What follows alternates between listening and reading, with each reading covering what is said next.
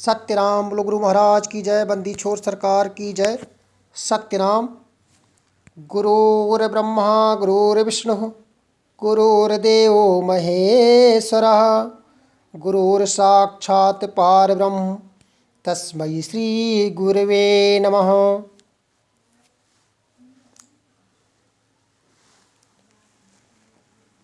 अर्थात गुरु ही ब्रह्मा है, गुरु ही विष्णु है, गुरु ही शंकर है और गुरु ही साक्षात परब्रह्म है। उन सतगुरु को प्रणाम करते हैं।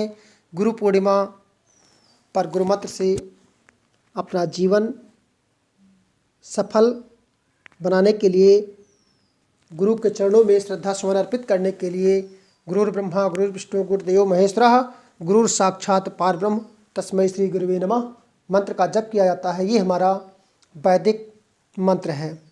और इसी पर कबीर साहब ने लिखा है कि गुरु गोविंद दो खड़े काके लागू पाए, अब बलिहारी गुरु आपने गोविंद दियो बताए। संत कबीर साहब ने ये दोहा लिखा। हर किसी को ये याद है कि देव गुरु बृहस्पति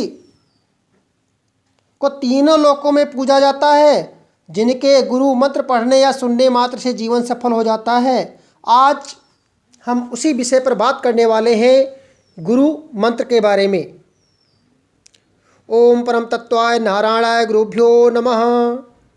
गुरु मंत्र क्यों लेना चाहिए, गुरु मंत्र लेने के 36 फायदों के बारे में आज हम बात करने वाले हैं। गुरु मंत्र क्यों लेना चाहिए, गुरु मंत्र लेने के 36 फायदे, आज हम उसी पर चर्चा करने वाले हैं कि गुरु मंत्र या देवता का नाम जो होता है वो गुरु अपने शिष्य को जप करने के लिए गुरु मंत्र देता है। गुरु मंत्र के फलस्वरूप शिष्य अपनी आध्यात्मिक उन्नति करता है। गुरु मंत्र के फलस्वरूप शिष्य अपनी आध्यात्मिक उन्नति करता है और अंततः मोक्ष प्राप्ति करता है। वैसे गुरु मंत्र में जिस देवता का नाम होता है या जो नाम होता है वही विशेष रूप से उस शिष्य की आध्यात्मिक प्रगति के लिए आवश्यक माना गया है। गुरु का मंत्र जपने से हमें एक तरह से शक्ति मिलती है, एक ऊर्जा मिलती है। मंत्र में ऐसी शक्ति है, ऐसी ऊर्जा है। गुरु मंत्र को दीक्षा मंत्र भी कहते हैं। दीक्षा मिलता है, शिक्षा मिलती है, तो वो आपको ब्रह्मांडीय जो गुरु मंत्र होता है, दीक्षा मंत्र होता है, ये आपको ब्रह्मांडीय शक्ति से जोड़ता है। और आपकी प्रार्थना उस मंत्र को लेने के बाद जो भी प्रार्थना की जाती है, मंत्र को जपने के बाद जो भी प्रार्थना की जाती है, वो प्रार्थना आपकी उस दरबार तक पहुंच जाती है और आपकी प्रार्थना सफल हो जाती है, आपकी प्रार्थना सुयोग्य बन जाती है। गुरु मंत्र के जप से सभी जन्मों के पाप नाश हो जाते हैं। गुरु मंत्र के जपने से सभी जन्मों के पाप नाश हो जाते हैं। अब हम बात करते हैं जप क्या है। ज और प। ज का मतलब होता है जन्म मरण का नाश। ज का मतलब होता है जन्म मरण का नाश और पा का मतलब होता है पाप का नाश। जप का मतलब होता है जन्म मरण का नाश, ज का मतलब जन्म मरण का नाश और प का मतलब होता है पाप का नाश, और दोनों मिलाकर के बनता है जप।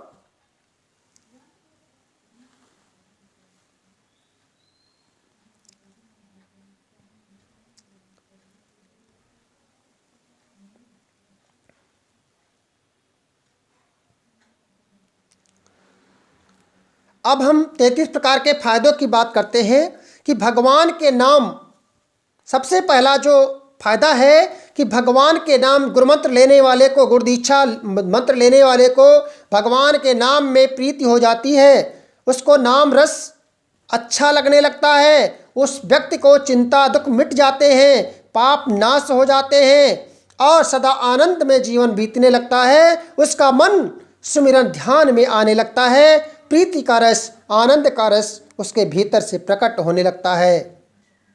और दूसरे नंबर पर हमारा आता है फायदा कि मन की हमारी चंचलताएं मिट जाती हैं। गुरु मंत्र लेने वाले की मन चंचल नहीं रहता। मंत्र जाप से आध्यात्मिक तरंगें उत्पन्न होती हैं। इससे चित्त में आनंद और शांति व्याप्त हो जाती है। चित्त की चंचलता मिट जाती है।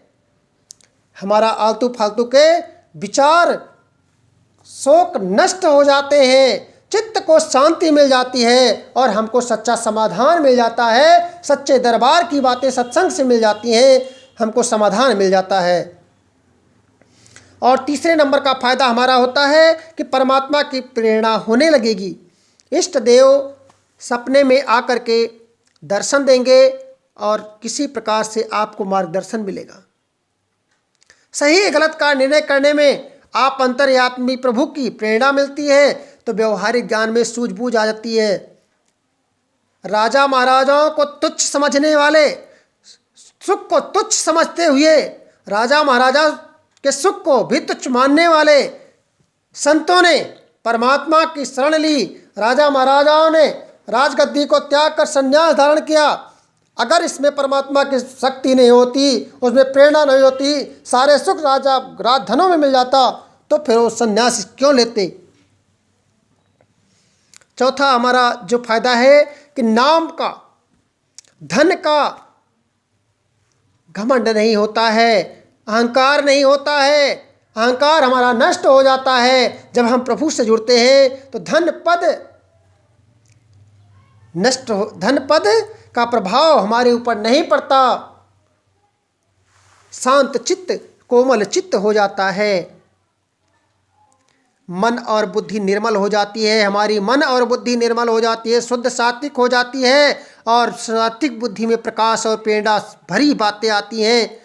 कब कैसे क्या करना है हमारी बुद्धि सोचने पर ज़्यादा मजबूर नहीं होती, उसको स्पष्ट प्रत्यक्ष दिखाई देने लगता है। गुरुमंत्र का जप करने से निरस्ता दूर हो जाती है और हमारी परमात्मा की तरफ आस्था बढ़ती है और हमारी बुद्धि शुद्ध हो जाती है। छठे नंबर पर हमारा फायदा जो है, छठा फायदा हमारा है कि रोग बीमारी से क्षीण नहीं होता। रोग जो आता है शरीर में आया, मैं तो अमर आत्मा हूँ, ये समझ विकसित होती है गुरुमंत्र के द्वारा। मंत्र के उच्चारण से हमारे शरीर में 5 ज्ञानेंद्रियाँ, 5 कर्मेंद्रियों पर, लीवर और हृदय पर ऐसा प्रभाव पड़ता है कि रोग के कण नाश हो जाते हैं, रक्त का प्रवाह शुद्ध हो जाता है, रोग प्रतिकार की शक्ति बढ़ती है, रोगों के कणों को भी भगाती है, रोगों के किरणों को भी भगा देती है, रोग नहीं आने पाता है, सारे वायरस नष्ट हो जाते हैं। अगर आप नित्य जप और गुरुमंत्र का जप करते हैं उनको रोग दोष नहीं होता। और 7वें नंबर का फायदा है कि सुख में बहोगे नहीं और दुख से दबोगे नहीं। सुख में गुरुमंत्र लेने से फायदा होता है कि सुख में बहोगे नहीं और दुख से दबोगे नहीं, उनका समाधान बनाकर उन्नत करने की बुद्धि हमारे भीतर विकसित हो जाती है। जप करने वाला, गुरुमंत्र का जप करने वाला कभी दुखी खिन्न नहीं होता, उसके दुख मिटते रहते हैं। दुख को उखाड़ फेंकने की शक्ति नाम में है, गुरुमंत्र में है। परमानंद की ज्योति खिलती है भीतर, भगवान के नाम के रस आता है तो दुखों की जड़ को उखाड़ फेंकने वाला तो आनंद पाएगा ही। दुख नाशनी शक्ति बढ़ती है, भविष्य में दुख देने वाली परिस्थितियां भी क्षीण हो जाती हैं। सुख स्वप्नवत है, दुख एक बुलबुले की तरह आता है चला जाता है, ये दोनों हमारे जीवन के मेहमान बनकर रह जाते हैं। सुख दुख आने जाने वाला है, उसको जानने वाला मैं नित्य हूँ। इस प्रकार सुख दुख को थपोड़े से बचकर हम परम आनंद के दाता ईश्वर के रास्ते पहुँचने में सफल हो जाते हैं। सुख दुख जो होता है मन को होता है, मैं उसको देखने वाला हूँ, ये जानकर सुख दुख का भी उपयोग करके सुख दुख के रास्ते में आते हुए टकरावटों को भी पार करते हुए ईश्वर के रास्ते में उन्नत होते हम चले जाते हैं। ईश्वर के रास्ते में बाधा नहीं बनते। और 8वें नंबर पर हमारा जो आता है कि गुरुमंत्र के जप से सभी जन्मों के पाप नाश हो जाते हैं। जप का मतलब जन्म मरण का नाश और पाप का मतलब पाप का नाश, इसी का नाम जप है। पाप मिटने से पुण्यमय भाव बनने लगते हैं, पाप क्षीण होने लगता है, पाप मिटते हैं और पुण्य बढ़ते हैं। सुनिश्चय करने वाली पाप नाशनी शक्ति जागृत होती है, पाप वासना मिटती है, बेवकूफ़ी मिटती है। आपको बेवकूफ़ बनाने वाला बेवकूफ़ बनता है, आप सजग हो जाते हैं, चैतन्य हो जाते हैं, जागृत हो जाते हैं, एक ऊर्जा महसूस करते हैं आप। और 9वें नंबर का है कि हमारे भीतर, हमारे शरीर के भीतर एकत्व परमात्मा दैवीय ज्ञान प्रकट हो जाता है। उस आत्म ब्रह्म जैसे घड़े का आकाश महाकाश से जुड़ा है, एक ही भिन्न है, भिन्न नहीं है, ऐसे ही आपका आत्मा उस परमात्मा से जुड़ा हुआ है। वो ज्ञान होता है आत्म ब्रह्म में, बुद्धि चैतन्य से चिन्मय हो जाती है। संतों के दर्शन से रोमांचित होते हैं। हमें ब्रह्म की खबर है, एक केवल सूर्य की किरण से सूर्य की खबर मिलती है, ऐसे एक हमारी आत्मा की खबर तो पूरे ब्रह्म को खबर मिलती है। 84 लाख जन्मों के संस्कारों पे पैर दे करके परम आनंद का अनुभव पाने में सफल हो जाते हैं। और 10वें नंबर का जो हमारा फायदा है कि आपका आत्मविश्वास बढ़ेगा, चिंता निश्चिंतता में बदलती है, विवेक विकसित हो जाता है, विवेकी निर्णय दूर हो जाते हैं, अविवेकी निर्णय दूर हो जाते हैं। नाम जपने वाले के निर्णय और निगुरे के निर्णय देखो तो फर्क पता चल जाएगा आपको ही। नाम जप करते हैं तो शरीर का सताना सब छूट जाता है, शरीर को कष्ट देना, शरीर को सताना छूट जाता है, छोड़ना नहीं पड़ता, सब कुछ अपने आप होता चला जाता है, छूटता चला जाता है और परमात्मा की तरफ अपने आप फूल की तरह खिलता चला जाता है। और 15वें नंबर पर आता है कि विवेक जागृत हो जाता है। 15वें नंबर पर आपका विवेक जागृत हो जाएगा। गुरु मंत्र लेने वाले का औचित्य से परम औचित्य वासुदेव का प्रसाद मिल जाता है और सुख दुख में उलझने नहीं पड़ती। जिस तरह साक्षात भगवान श्री कृष्ण को गांडीव धनुषधारी अर्जुन, गदाधर भीम जैसे पुत्र थे, ऐसी कुंती महारानी को भी कलह के दुख कष्ट के दिनों में गुजरना पड़ता है। न चाहते हुए भी दुख के दिन आए और नहीं मांगे तो कुछ भी के लहराते दिन आए। जीवन सुख दुख का ताना बुना है, दोनों में उलझना नहीं है, आगे बढ़ना है, दोनों का भोगी नहीं योगी बनना है। ये सत्संग से हमें बुद्धि मिलती है। इसलिए जो शिक्षा देते हैं, दीक्षा दिलवाते हैं, उनका बड़ा भारी उपकार मानना चाहिए।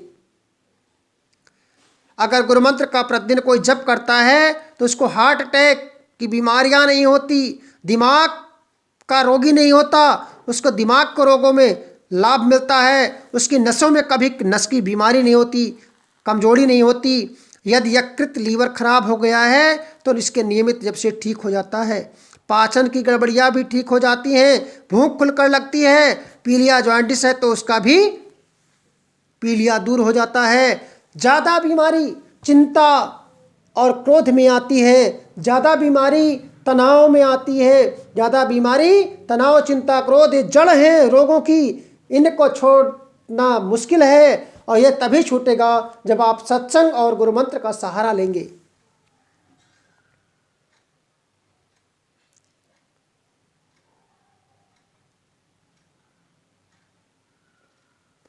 रक्तचाप, हाई बीपी, लो बीपी में मंत्र लेने से जब आप ध्यान करते हैं तो आपका ये भी दूर हो जाता है। और जब आप प्राणायाम करते हैं तो आपके नाक के रोगों में, फेफड़े के रोगों में फ़ायदा मिलता है, जिससे आपकी ब्रोंकाइटिस, जुखाम बीमारियां नहीं पहुंचाती, आपको उच्चतर लाभ मिलता है।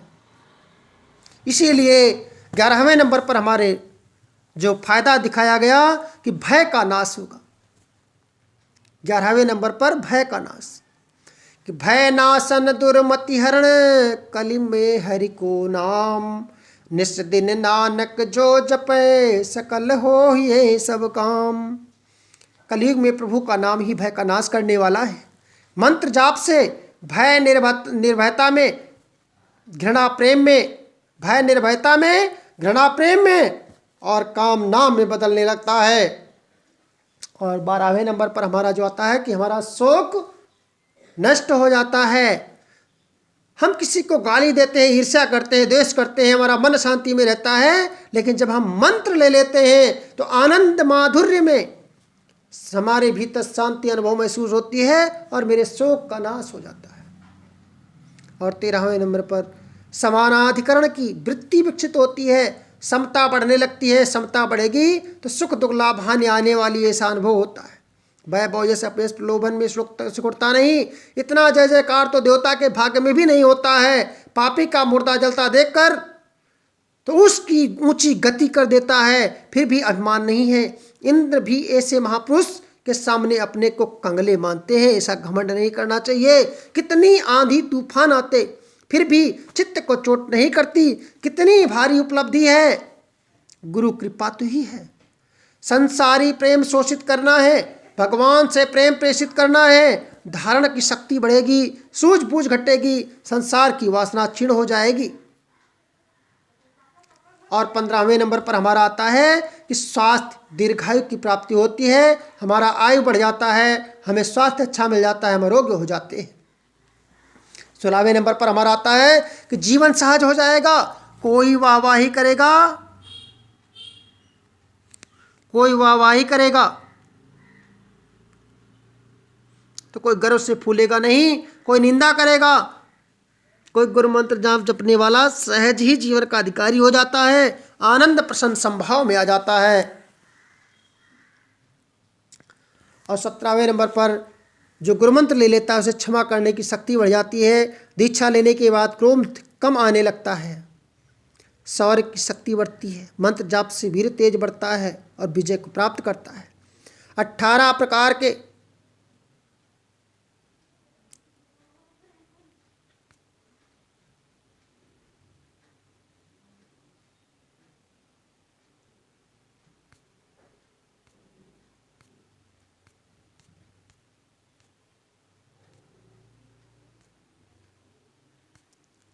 मंत्र जाप में इतनी शक्तियाँ विकसित होती हैं। 19वें नंबर पर बताया गया कि मंत्र जाप में इतनी शक्तियाँ विकसित होती हैं कि आगे घटित होने वाली घटनाओं की आहट पहले ही पता चल जाती है।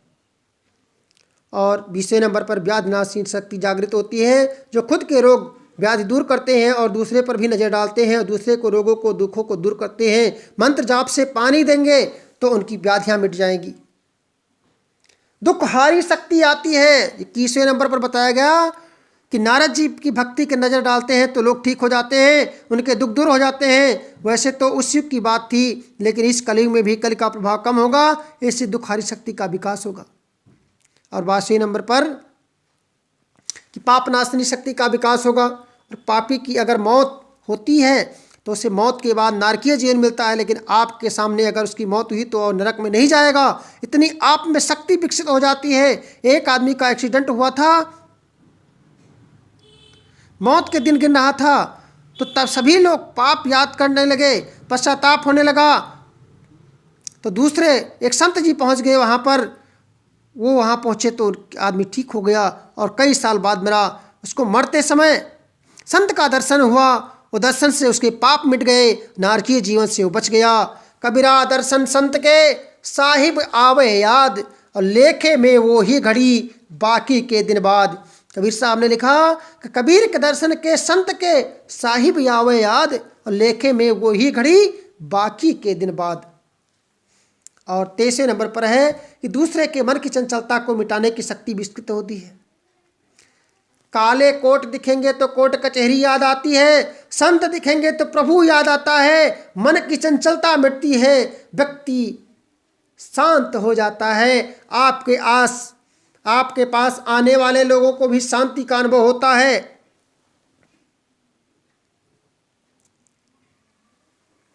और 24वें नंबर पर बताया गया कि नसीब में जो कुछ लिखा होगा, जो तुम्हारे जीवन में तुम्हारे कर्मों में लेखा जोखा है, वो सब लोग कहते हैं झेलना पड़ता है, लेकिन मैं कहता हूं कि गुरुमंत्र जपने वाला और भजन करने वाला का कर्म को भी टाल सकता है। भजन की शक्ति से, संध्या सुमिरन की शक्ति से, गुरुमंत्र की शक्ति से वो काल को भी एक बार भगा सकता है।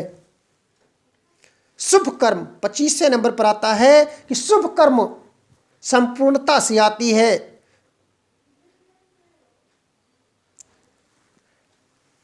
सत्संग सुनना चाहिए, सत्संग में जाना चाहिए। पूर्णता का विकास, शक्ति का विकास तभी होगा जब आप सत्संग सुनेंगे और मंत्र का जप करेंगे, तभी आपको सच्चा फायदा होगा। 26वें नंबर पर आया कि गुरु मंत्र का जप करने से सारे वेद पठन करने का, सारे तीर्थ करने का फल मिल जाता है। और गुरु मंत्र जपने में इतना ज़्यादा फायदा किसी भी उपाय नहीं है कि इससे ज़्यादा फायदा हो जाए। इसमें न कोई खर्च है, न कोई कठिनाई है। जब चाहे तब किया जा सकता है। इसीलिए तो हमारे साहब ने लिखा कि मंत्र जाप मम दृढ़ विश्वास, पंचम भजन सुवेद प्रकाशा। मंत्र जाप मम दृढ़ विश्वास, पंचम भजन सुवेद प्रकाशा। गुरुमंत्र को दृढ़ विश्वास से जपने से वेद ज्ञान का प्रकाश तुम्हारे भीतर आने लगता है और इसमें आपका कोई खर्च भी, कोई धन का उपयोग भी नहीं लगता है। शास्त्र 27वें नंबर पर बताया गया कि शास्त्र के अर्थ अपने आप प्रकट होने लगते हैं। ऐसी शक्ति का विकास हो जाता है कि आप गुरु से भी आगे निकल सकते हैं। गुरु गुण ही रहे चेला शक्कर बन सकता है। आप जगह जगह देखे होंगे कि कई गुरु बहुत गरीब थे और उनके चेले बहुत अमीर होते जा रहे हैं, तो उनसे ज़्यादा धनवान हो सकते हैं। अपने माँ बाप के घर में होते तो क्या नौकरी करके इतना धन कमा लेते जितना आश्रम बना करके कमा लिए हैं। आप भी ऐसा आश्रम बना सकते हो। अगर मंत्र की शक्ति और भजन की शक्ति है आपके पास तो आप भी बड़े आश्रमों को बना सकते हो। आप भी संत बन सकते हो। आप भी महान कलाकार भक्त बन सकते हो। और 28वें नंबर पर आता है कि सफल दायनी शक्ति का विकास होता है। जिस भी कार्य को हाथ लगाओगे, अगर आपके अंदर प्रभु का सच्चा भक्त हो तो आपका सारा कार्य सफल हो जाएगा। और 29वें नंबर पर आता है कि आनंददायनी शक्ति जागृत होती है। इसलिए लोग कहते हैं कि गुरु के दर्शन और गुरु के मंत्र में इतनी ज़्यादा शक्ति होती है कि गुरु के पास पहुंचने के बाद कोई भी दुखी नहीं रहता।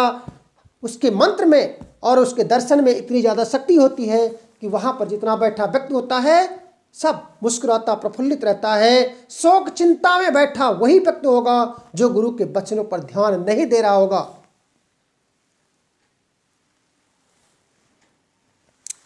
और 30वें नंबर पर हमारे साहब लिखते हैं बुद्धि का विकास होता है। बड़े बड़े ज्ञानी जो बने हैं वो भक्ति के बल पर, शक्ति के बल पर जो भी कार्य करते हैं। बड़े बड़े विद्वान, बड़े बड़े वैज्ञानिकों को पूछिए कि जब कार्य करते हैं तो सुबह उठकर सबसे पहले वो भगवान का स्मरण करते हैं कि भगवान आज मेरा लक्ष्य पूरा हो जाए, ये काम मेरा पूरा हो जाए। सोकर उठते हैं, उनको रात को नींद नहीं आती, उनका लक्ष्य साधना वेदना उनका एक कार्य होता है। और प्रभु को रात भर स्मरण करते हैं, सुबह स्मरण करते हैं, जब जगते हैं, जब उनको चैतन्यता होती है तो वो प्रभु का स्मरण करते हैं। एक ही मांग होती है, एक ही सिद्धांत होता है कि मेरा कार्य सफल हो, और उसका कार्य सफल हो जाता है। और 31वें नंबर पर जब हम गुरु मंत्र का जप करते हैं तो हमारे भीतर सोई हुई सुसुप्त नाड़ियाँ जागृत हो जाती हैं। जो हमारे सोई हुई शक्तियाँ थीं वो जग जाती हैं और हम एक नए ऊर्जा के साथ, नए विकास के साथ अपने कामों में लग जाते हैं और हमारा ज़्यादा विकास हो जाता है, ज़्यादा कार्य हम करने लगते हैं। और 32वें नंबर पर आता है कि ब्रह्म के समान अधिकार की वृत्ति बनेगी, ईश्वर से एकाग्रता लगेगी, भगवत आनंददायिनी लगेगी। भागवत कथा आपको आनंददायिनी लगेगी, आपकी शक्ति का विकास होता है। और 33वें नंबर पर मुक्तिदायिनी शक्ति विकसित होती है। ज्ञान, मुक्ति, शांति, नित्य सुख और अमृत की प्राप्ति होती है। इस प्रकार ये फायदे बताए गए हैं कि धन संपत्ति की प्राप्ति, कोई डॉक्टर बन गया तो कोई प्रधानमंत्री बन गया, ऐसे कई फायदे हुए हैं गुरु मंत्र जप करके। मंत्र दीक्षा के लिए कोई पैसा नहीं लगता। मंत्र दीक्षा ले, बहुत लोग पूछते हैं कि गुरु मंत्र लेने के लिए महाराज कितना लगेगा, तो मंत्र लेने के लिए कि कोई एक पैसा नहीं लगता। मंत्र लेने में कोई पैसा नहीं लगता। अरे खिलाई पिलाई करने में, लेने देने में, लोगों को दूसरे को बांटने में आपको खर्च करते हैं। गुरु मंत्र लेने में एक पैसे का खर्च नहीं है, मुफ्त में दिया जाता है मंत्र। इसीलिए तो साहब ने लिखा कि नाम रतन धन मुझ में है, खाने खुली घट माही, सेत में तही देत हो, ग्राहक है को नाही। मैं फ्री में देना चाहता हूँ, सेत में ही देना चाहता हूँ, लेकिन देने के लिए कोई ग्राहक तो होना चाहिए। दीक्षा लेने के बाद ध्यान जप साधक को करना चाहिए, जिससे उसकी उन्नति का विकास हो सके। ईश्वर एक, लाभ अनेक हैं। ईश्वर एक है, परंतु ईश्वर से जुड़ने के लाभ अनेक हैं, और अनेक लाभों को जोड़ करके जितने भी लाभ पूरी दुनिया में आप देख रहे हैं, उन लाभों को जोड़ करके भी परमात्मा को नहीं प्राप्त कर सकते। अगर परमात्मा से जुड़ गए तो अनेकों प्रकार के लाभ आप प्राप्त कर सकते हैं।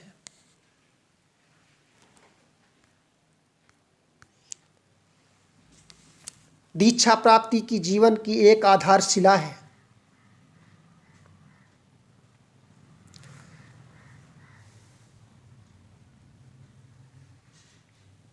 बहुत गुरु तरह तरह के ज्ञान देते हैं। ज्ञान देने वाला सब गुरु कहलाता है, जो ज्ञान देता है वो भी गुरु कहलाता है। तंत्र मंत्र का जो झाड़ फूंक करता है वो भी गुरु कहलाता है।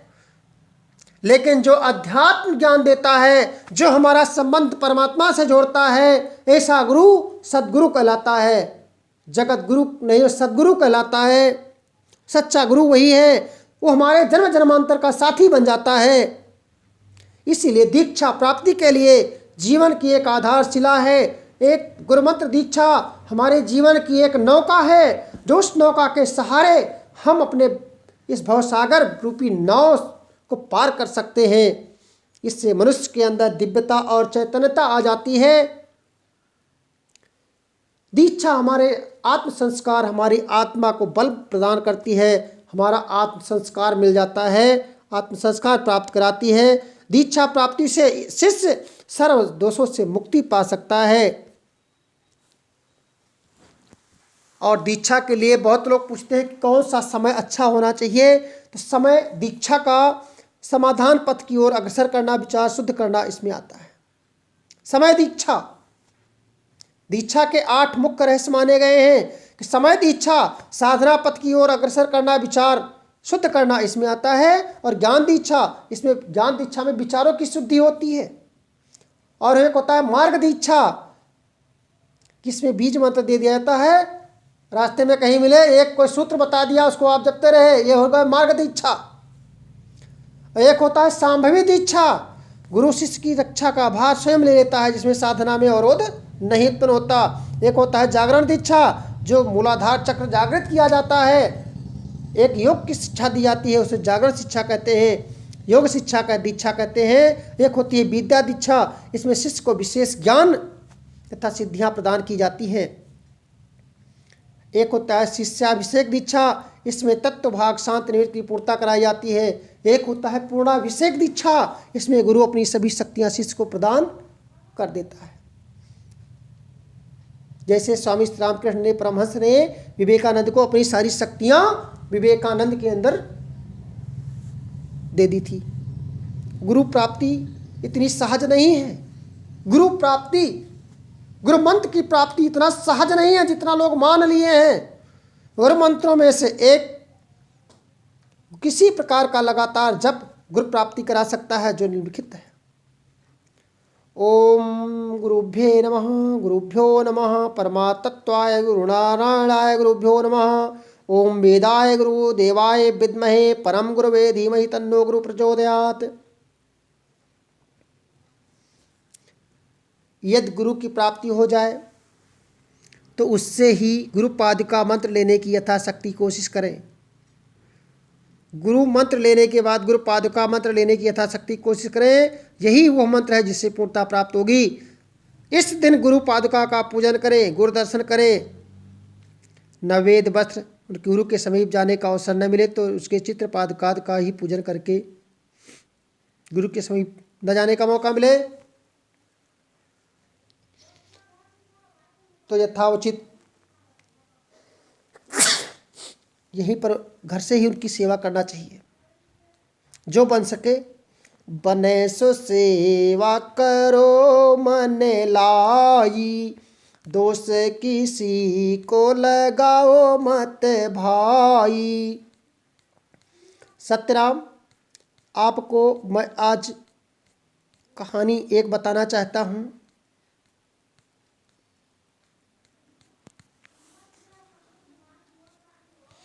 कि संत बहुत मस्त होते हैं और परमात्मा की लाठी जब तक नहीं पड़ती तब तक आदमी सुधरने वाला नहीं होता है। हमारे कहने से आप मानने वाले नहीं हैं, इसलिए हमको एक कहानी भी साथ में जोड़ना पड़ रहा है। आप बहुत प्रेम से सुनिए, कहानी बहुत मज़ेदार है कि एक साधु वर्षा के जल में प्रेम और मस्ती से भरा चला जा रहा था। इस साधु ने एक मिठाई की दुकान को देखा जहां एक कढ़ाई में गर्म दूध उबल रहा था। तो मौसम के हिसाब से दूसरी कढ़ाई में गर्मा गर्म जलेबियाँ तैयार हो रही थीं। साधु कुछ क्षणों के लिए वहां रुक गया। साधु भूखा था, एहसास हो रहा था कि मौसम का असर था। साधु हलवाई की भट्टी को गौर से देखने लगा। साधु कुछ खाना चाहता था, क्योंकि भट्टी को गौर से देख रहा था साधु। पैसे तो थे नहीं, जेब खाली थी। पैसा भला से कहाँ से होता, क्योंकि वो कुछ पहने ही नहीं था, जेब ही नहीं था उसके। तो साधु कुछ पल भट्टी में हाथ सेकने लगा। थोड़ी देर बाद वो चलना चाहता था कि वो हलवाई समझ गया, बहुत भक्त हलवाई था। हलवाई से रहा न गया और एक प्याला गर्म दूध और कुछ जलेबियाँ साधु को दे दिया।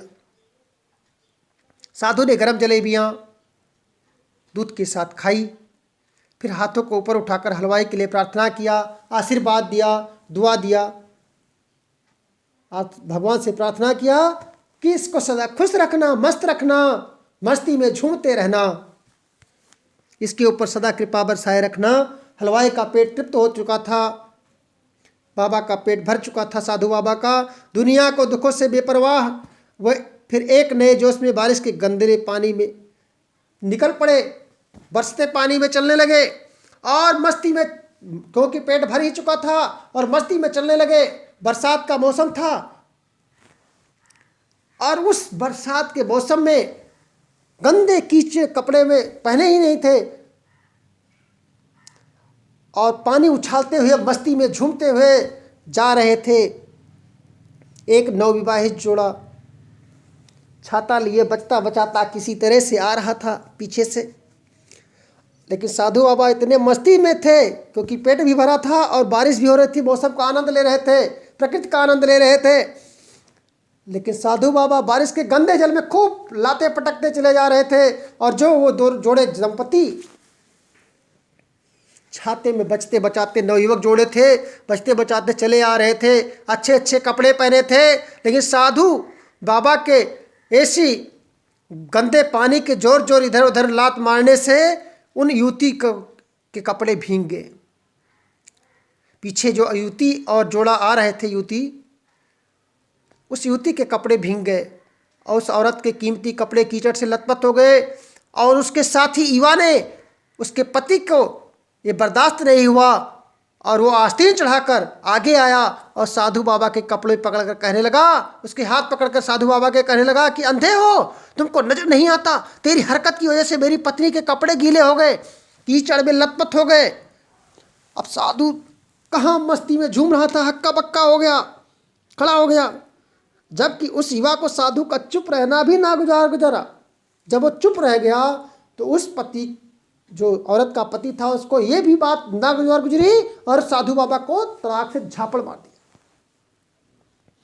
महिला दौड़ती हुई आई, अरे क्या कर दिया, बाबा को मार दिया। लेकिन बाबा चुपचाप खड़े रहे। औरत ने बचाया किसी तरह से, बाबा को 2 झापड़ पड़ गए। साधु करते तो क्या करते, मार तो खा ही चुके थे।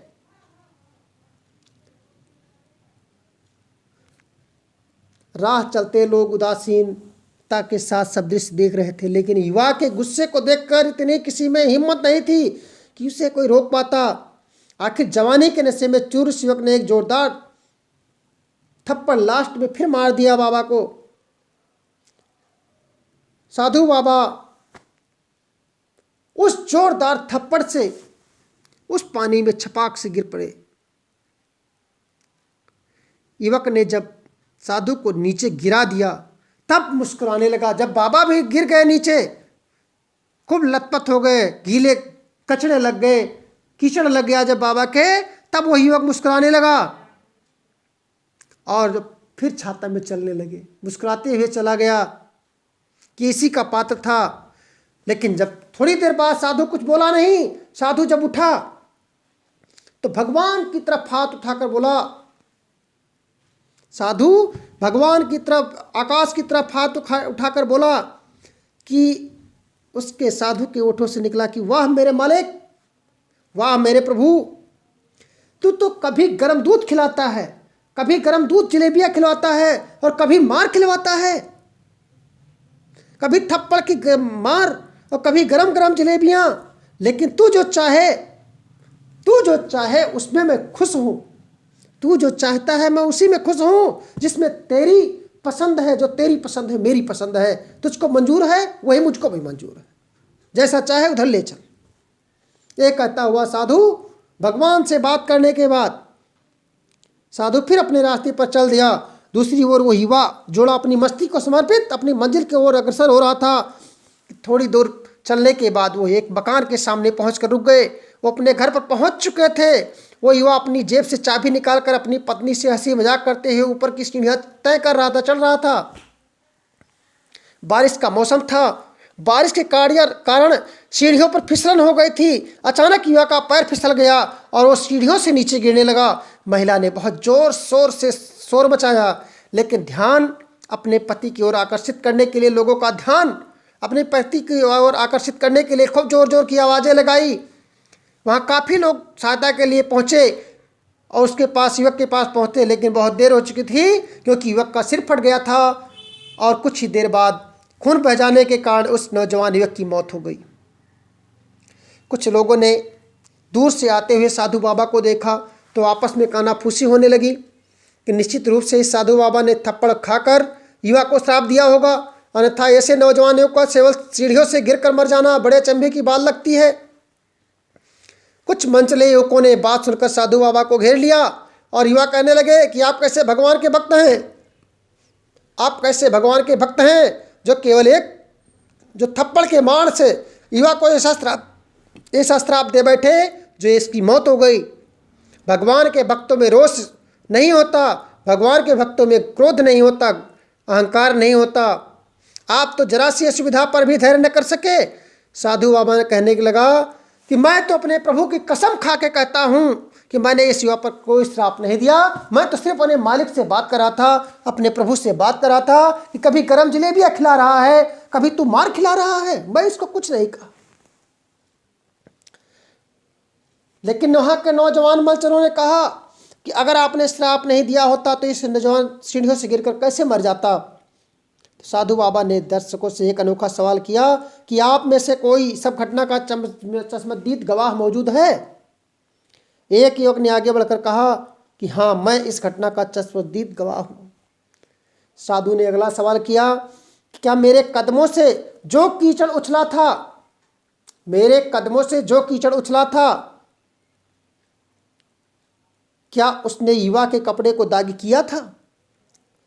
तो जो युवक गवाही देने के लिए तैयार हुआ था वो बोला नहीं, केवल महिला के कपड़े जरूर खराब हो गए थे। तो साधु बाबा ने युवक की बाहों को थामते हुए पूछा। फिर युवक ने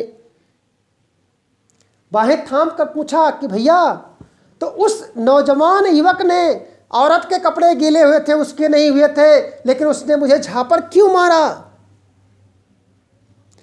तो जो गवाही देने के लिए वक्त खड़ा हुआ था उसने कहा कि वो मारा आपको इसलिए क्योंकि वो उसकी प्रेमिका पत्नी थी, इसलिए उसने मारा। उसको बर्दाश्त नहीं हुआ, औरत के प्रेम में पागल था, इसलिए तुमको झापड़ मारा। प्रेमी के कपड़े को गंदा करे, उसको बर्दाश्त नहीं हुआ, इसलिए उस युवक ने आपको मार दिया। उस गवाह देने वाले व्यक्ति की बातों को सुनकर बाबा ने एक जोरदार ठहाका लगाया, हंसी से मस्ती में झूम उठे, नाचने लगे और अपनी आवाज को और बुलंद करते हुए और जोरदार आवाज में बोले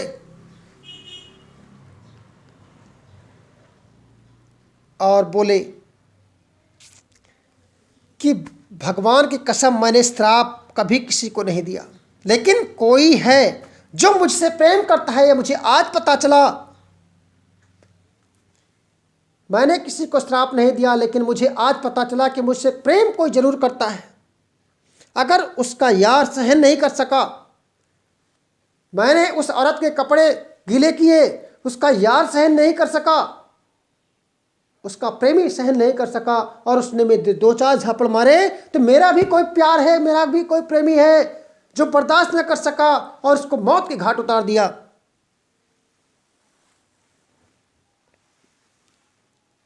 वो इतना शक्तिशाली है कि दुनिया के बड़े बड़े राजा और उसकी महाराजा, नेता, मंत्री सब उससे डरते हैं। उसकी मार से कौन बच सकता है? जब परमात्मा की मार पड़ती है तो अच्छे अच्छे लतेड़े हो जाते हैं।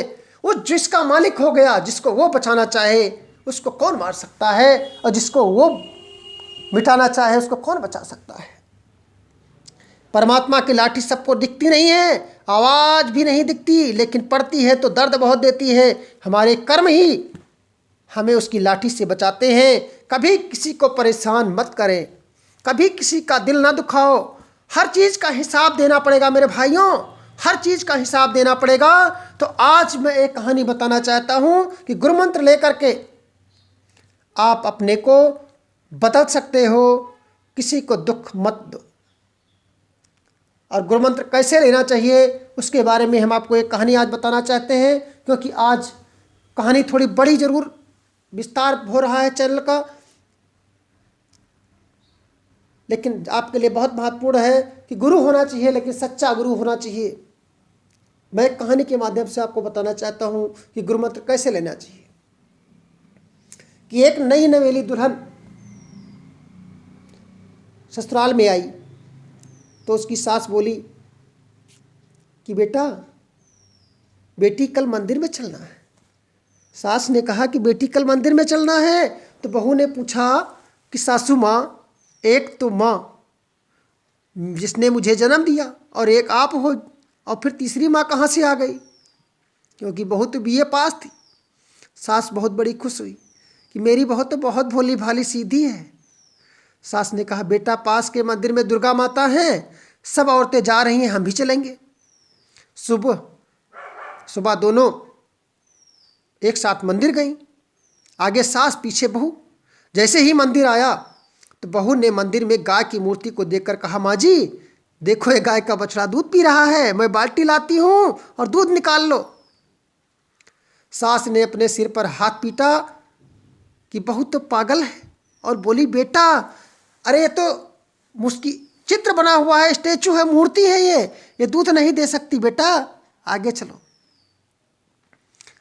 मंदिर में सासू और बहू दोनों प्रवेश किया।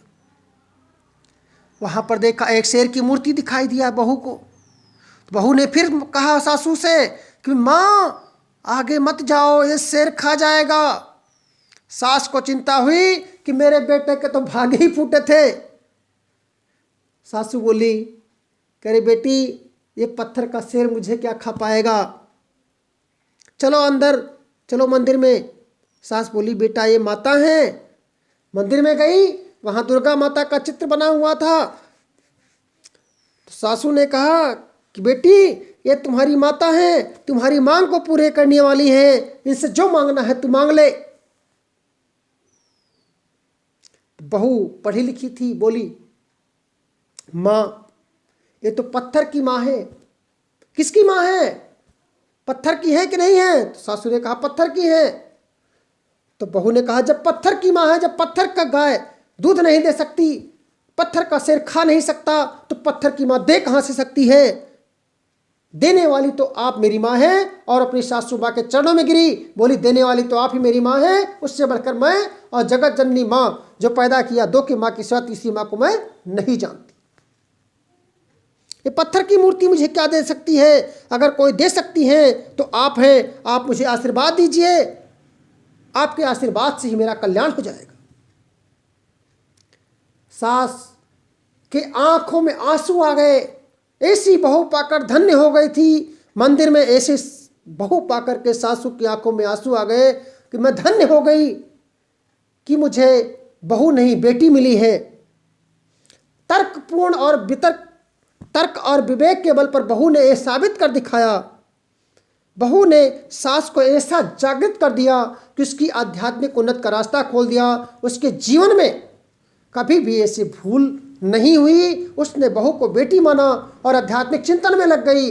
वो एक ईश्वरवाद को मानने लगी, पत्थर को छोड़ करके आत्मचिंतन में लग गई, सम दर्शन में लग गई, अपना आत्मस्वरूप का दर्शन करने लगी।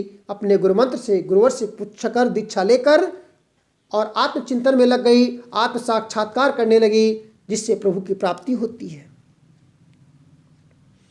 अगर ईश्वर की प्राप्ति करनी है तो पहले असहाय जरूरतमंद गरीबों की सेवा करो, समाज की सेवा करो। मानव सेवा ही माधव सेवा है, कर्म ही पूजा है। भगवत गीता में प्रत्येक मनुष्य को आत्मस्वरूप ईश्वर में विराजित पाया गया है, माना गया है। प्रत्येक मनुष्य में आत्मस्वरूप ईश्वर स्वयं विराजित है। ईश्वर अंश जीवय विनाशी, चैतन्य अमल सहज सुख राशि। बाकी तो मंदिर, मस्जिद, गुरुद्वारे तो सब मानसिक शांति के लिए हमारे लिए बनाए गए हैं। एक केंद्र बनाया गया है, ईश्वर का आस्था का केंद्र बनाया गया है। ये केंद्र है, लेकिन ईश्वर तो एक है। ये हमारा आस्था का केंद्र है। मंदिर, मस्जिद, गिरजाघर, गुरुद्वारे ये हमारे आस्था के केंद्र हैं।